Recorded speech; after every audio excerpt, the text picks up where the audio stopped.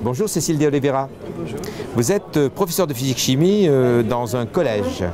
Oui, dans un collège du Val d'Oise, donc Cergy, qui est un établissement classé en réseau d'éducation prioritaire. Très bien. Et vous, Kamel Dridi, vous êtes personnel de direction? Oui, tout à fait. Je suis principal adjoint au Collège de la Justice à Cergy et nous nous sommes lancés dans l'aventure OSE en septembre dernier en tant que préfigurateur. Très bien. Donc, vous avez déjà expérimenté cette plateforme, on ne va pas dire cette ENT, et vous animiez un atelier aujourd'hui pour dire un petit peu quels étaient les retours d'expérience? Oui, tout à fait. On est venu parler de notre expérience concernant la plus-value que pouvait apporter OSE, cette plateforme interactive où on va avoir une ergonomie plus fluide, plus interactive, notamment avec les OSAP. Les OSAP sont des points d'entrée différents et elles sont liées les unes aux autres. Donc les professeurs font l'appel, par exemple, ils vont directement avoir accès à d'autres informations, comme le cahier de texte, comme la possibilité de compléter leur séance et en vie scolaire également un suivi des absences, des retards beaucoup plus fins. Que dirait la scientifique que vous êtes des innovations qu'apporte OSE?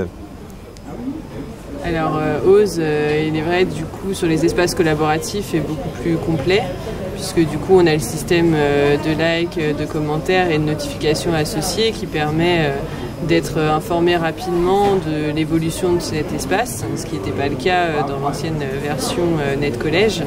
Là notamment j'ai pu lancer un concours auprès des élèves, donc ils peuvent élire le meilleur article rédigé donc, par des élèves pour qu'ensuite cet article soit publié sur le site du collège. Donc c'est un moyen de les motiver aussi pour qu'ils fassent un travail plus abouti, plus complet et de ludiciser un peu les choses. La gamification, c'est quelque chose qui compte dans la pédagogie d'aujourd'hui? Oui, je pense que c'est important. On apprend beaucoup par le jeu et je pense que quand on peut, dans l'enseignement, arriver à allier le jeu à l'enseignement, ça permet d'atteindre ses objectifs aussi plus facilement. Alors, une plateforme responsive design. Oui, une plateforme qui va s'adapter au matériel que l'on utilise, le matériel mobile notamment. Nous, dans notre établissement qui est en éducation prioritaire, notamment les profs d'EPS sont passés à l'appel directement depuis leur smartphone, ce qui est un gain. Et des professeurs d'EPS qui sont quelquefois un peu partout, c'est ça qu'il faut dire, ils ne sont pas automatiquement dans une salle de classe et donc on utilise à ce moment-là la portabilité. Tout à fait, et un gain de temps notamment sur l'appel fait en début de séance. Et pour les professeurs d'EPS qui sont amenés à quitter le collège pour aller sur les installations, on va avoir ce gain de temps qui va être multiplié par le nombre de classes et la mise en pratique de l'EPS y gagne.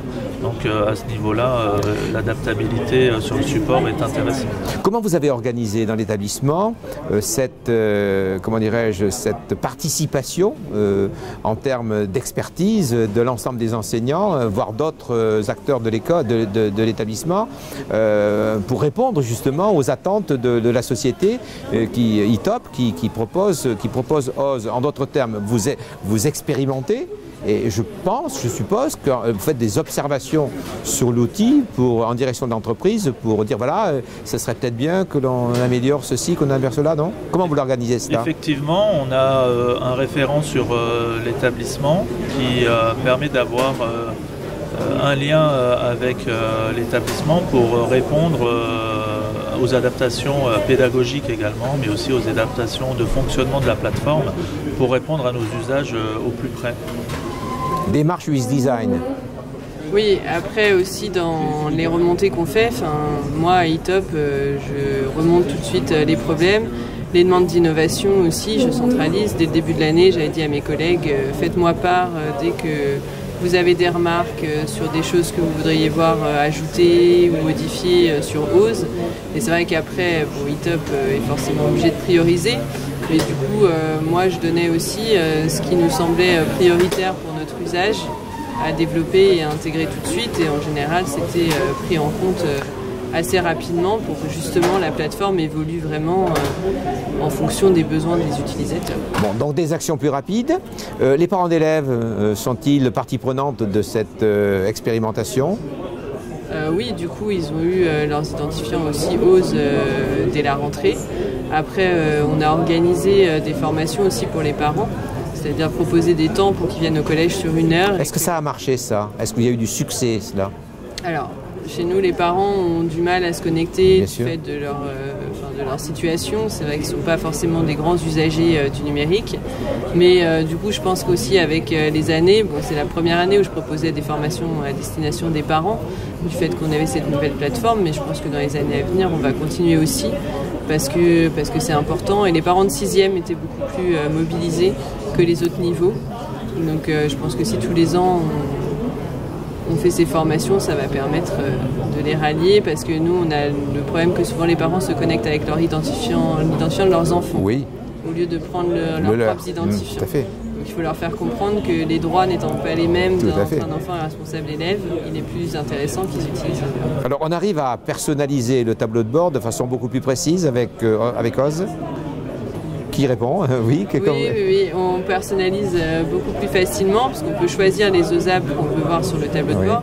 Surtout, il y a plusieurs vues possibles. Donc, par exemple, sur l'appel, on peut avoir soit en grand, donc on va avoir les petits bonhommes. Quand on pourra intégrer les photos en masse, on aura les photos. Sinon, on peut avoir l'appel en un clic. Donc, juste, on a un graphique. Si le nombre d'élèves présents dans la salle correspond au nombre d'élèves sur l'appel, on a juste à cliquer valider et ça se fait tout seul.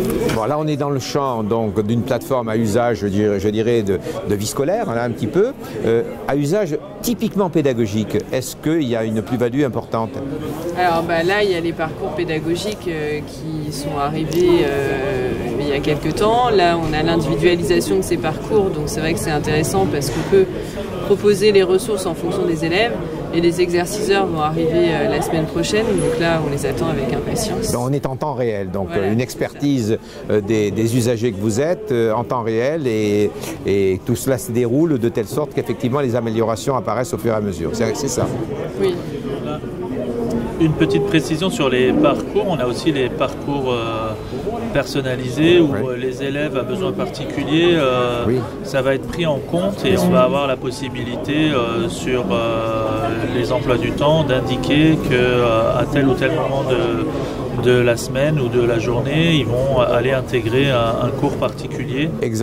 Par exemple, pour les élèves Ulysse ou UPE2A. Ulysse, expliquez un petit peu. Unité locale à inclusion scolaire, donc ce sont des élèves. Et UP2A unité pédagogique d'élèves allophones arrivants. C'est ça, pour les allophones arrivants. Ce sont des élèves qui vont avoir besoin d'un soutien particulier pour des besoins pédagogiques et des difficultés scolaires. Et donc, ils sont sortis de la classe ponctuellement dans leur emploi du temps. Et un enseignant spécialisé leur apporte l'aide nécessaire pour les faire progresser. Alors, est-ce qu'on imagine, Monsieur Dridy, que le principal adjoint que vous êtes pourrait aujourd'hui faire des emplois du temps et utiliser les tableaux avec les petites fiches de papier pour organiser les emplois du temps? Vous imagineriez ça aujourd'hui? Non, clairement c'est pas possible avec tous les changements, toutes les adaptations qu'il faut faire. Le numérique là est une réelle plus-value et la réactivité est quasi immédiate lorsqu'on intègre des parcours personnalisés ou lorsqu'on crée un cours, on modifie un cours, tout découle à ce niveau-là, que ce soit l'appel, que ce soit la visibilité pour les parents. Donc non, on ne pourrait pas. Et vous faire un cours, madame? Faire un cours, est-ce que vous l'imaginez avec, je sais pas moi, les manuels scolaires étalés sur votre table de cuisine ou de salle à manger? Comment vous faites? C'est vrai que j'utilise très peu les manuels de toute manière depuis le début que j'enseigne et bon, le numérique a une plus-value non négligeable d'accessibilité, de facilité, de retravailler. Enfin, là on va avoir Office Online aussi, on va pouvoir aussi travailler sur des documents collaboratifs, donc c'est vrai que moi je peux pas me passer du numérique et c'est fini. C'est fini, non. C'est vrai que le responsive design est important puisque l'année dernière j'avais emprunté des tablettes chez Canopé, Creatis, et j'avais fait faire un questionnaire aux élèves et clairement, à partir du moment où c'est accessible sur smartphone et sur tablette, on touche quasiment tous les élèves. malgré que chez nous, ils soient de catégorie socio-professionnelle défavorisée. Alors, il ne reste plus à ce que le smartphone puisse être utilisé en biode en classe. J'ai pas dit le téléphone, j'ai dit le smartphone. Le smartphone pour un usage pédagogique, pourquoi pas. Après tout, il faut qu'on apprenne aux élèves à se servir de ces outils, puisque c'est leur quotidien, et il vaut mieux leur apprendre que de leur interdire et qu'après ils fassent. Merci beaucoup à vous. Merci. Merci.